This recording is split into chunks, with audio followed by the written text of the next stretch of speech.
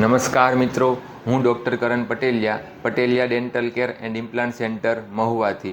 તો મિત્રો, આજે એક એવા ટૉપિક વિશે વાત કરવાની છે જે ખૂબ જ ઇમ્પોર્ટન્ટ છે, કે જે છે ફોલ્ટી બ્રિજ અથવા તો ફોલ્ટી દાંત.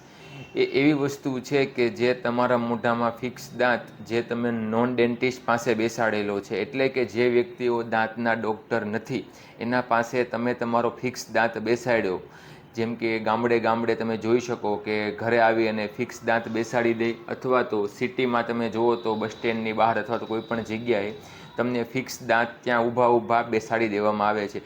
તે તદ્દન દાંત બેસાડવાની ખોટી પદ્ધતિ છે. તે પદ્ધતિ દ્વારા ક્યારે પણ દાંત બેસાડવા ન જોવે, તે શરીર માટે ખૂબ જ જોખમી છે.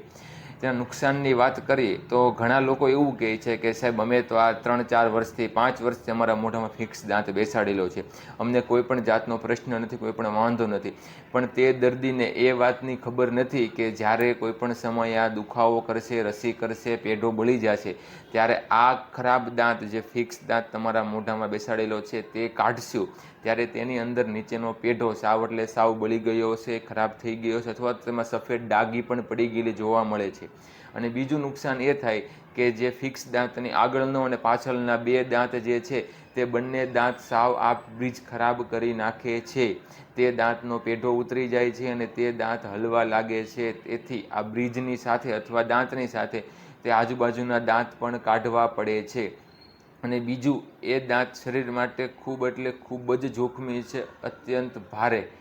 તેમાં જે વપરાતું મટીરિયલ જે છે તે શરીર માટે બિલકુલ સુટેબલ નથી. તે લોકો જે મિક્સ કરી અને ડાયરેક્ટ મોઢામાં લિક્વિડ જમાવી અને મૂકી દે છે અને ફિક્સ દાંત બેસાડી દે છે, તે મટીરિયલ ગ્લવ્સ વગર ટચ પણ કરી શકાતું નથી. તે મટીરિયલ એટલું જોખમી હોય છે.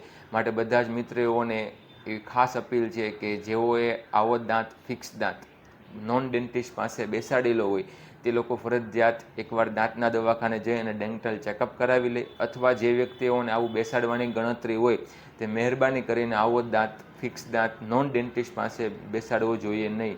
એટલું ભયાનક છે કે તમારે દાંત વગરનું રહેવું સારું, પણ એવો દાંત બેસાડવો જોઈએ નહીં. તો મિત્રો, આવી જ કેરફુલ ડેન્ટલ લગતી માહિતી જાણવા માટે અમારા પેજને ફોલો કરી દો. આભાર.